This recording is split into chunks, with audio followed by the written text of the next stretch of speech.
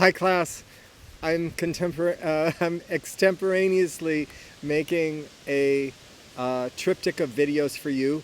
One of the videos, all of them concerning the readings, one of them about the contemporary books, one about the classic books, and one about the creative analysis books. And so here I am on this beautiful day with my dogs and with the forest all around me, which I love, and no people, and just my books. So let me begin with the contemporary books, which I have, all of which I have. Okay, so we have Joy Graham's to 2040. I'm trying to do this also in a way that's not biased. That's not trying to pull you in one direction or another, because I think it's important that you all make the choice here. Okay, so Joy Graham's book 2040 is her 15th, I believe, and she wrote Erosion, which is a very famous book of poems. The End of Beauty, another very famous book. She won the Pulitzer Prize for The Dream of the Unified Field, her selected poems. That was maybe in 1999. She's a very intellectual poet, a very postmodern influenced writer, very conceptual, believes in the musicality of the language, and is a riveting poet with a very important story to tell, very interesting life. I will post some sources for you in your discussion to give you some information if you want it. So this book concerns cancer diagnosis, which is near and dear to my heart because I was diagnosed with cancer 2 years ago and I've been dealing with it. And so this speaks from that end, and it also speaks about climate change and with apocalyptic undertones. Very interesting. Second, and this is just in no discernible order, Wound from the Mouth of a Wound by Torrin A. Greathouse, a trans writer whose work is riveting to me also. The few pieces that I've read of hers are very, very interesting linguistically. I know almost nothing about this book and almost nothing about the writer, really.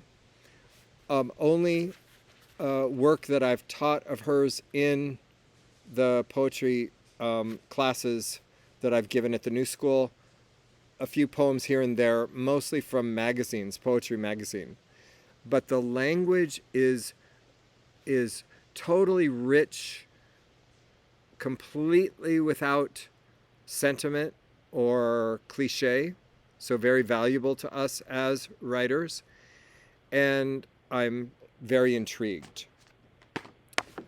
The Gilded Auction Block by Shane McCrae is a book that I'm drawn to because Shane McCrae writes in rhythmic form.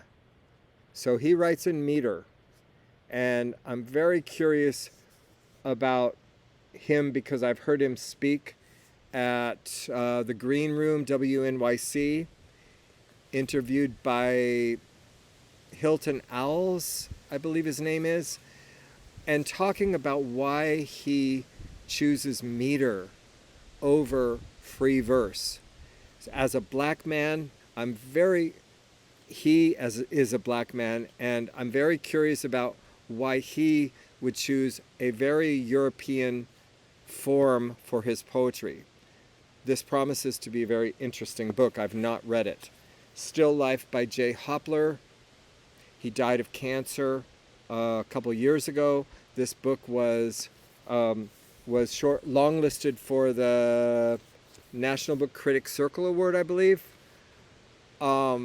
And these are very moving poems. The only thing that I remember about him that I can give to you right now, aside from what I've just said, is that in an interview he talked about um, uh, how, because he had a foreshortened life and he knew it a few years before he died, he could not spend time revising poems much, and so wrote these poems um, in a very quick drafting form. And the language is completely unpredictable and beautiful. I love this book. Citizen, Claudia Rankine's very well received and pretty famous work, uh, is a conceptual book of poetry, meaning it contains um, lots of images, lots of charts, and visual material, and it addresses head-on the idea of blackness in America and what that means to us. She talks a lot about microaggressions, about implicit bias, things that we may not see in our culture if we're not black, and things that black people see all the time. I've taught that book before, and it has a lot to say, as all these books do, really. That's a silly thing to say. Frank, Sonnets by Diane Seuss, won the Pulitzer Prize, and is, as its title tells us, sonnets, but in very unusual forms, such as this one that folds out and moves entirely across the page. So she plays a lot with the sonnet form. I've heard her read from this book online, and she's very acutely intelligent.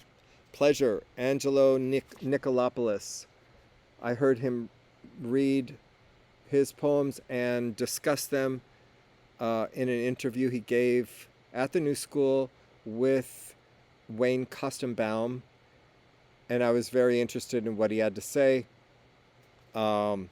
Gay poet, very interested in how language leads us to places we may not have considered before. Deaf Republic, Ilya Kaminsky. He was born in Odessa, immigrated to the United States. He's a deaf man.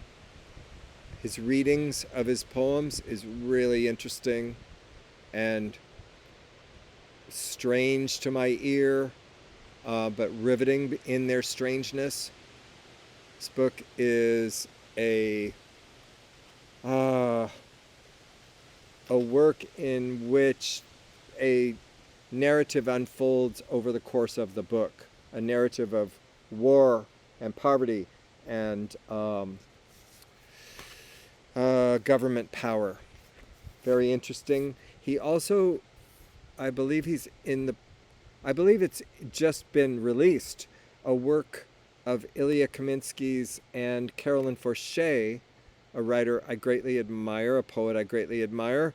They did an anthology about war poetry from the Ukraine. Skeletons, Deborah Landau. This is a really interesting book too, because it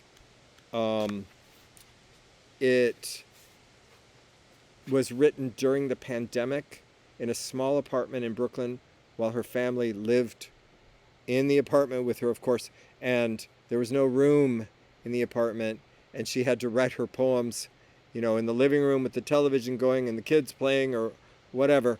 And the form of this book came from that.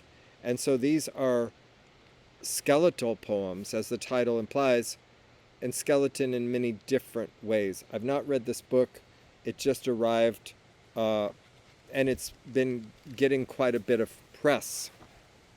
Deborah Landau she directs the creative writing program at New York University, which is where I graduated. She did not direct the program when I was there. She directed the New School program. And so she was my boss at one point. Kathleen Ossip, another relation to the New School for me. Kathleen is a adjunct professor, as I am, at the New School, and she teaches poetry workshops as I do. And I've only glanced through this book and am very curious about it. It concerns her travel over a summer with her teenage daughter across the United States. And the form is very intriguing to me. It shifts all over the place on the page and doesn't stick to the left-hand margin. And I'm interested in the creativity of that. I'm interested in the experimentation. Oculus by Sally Wynne Mao is a generally well-received book that I have also not read, and that has a lot of its experimentation in it as well. And I'm very curious about this book. But I'm very curious about all these books. So whatever book you all choose, I completely support. And I wish you all the luck in the world in making your choices.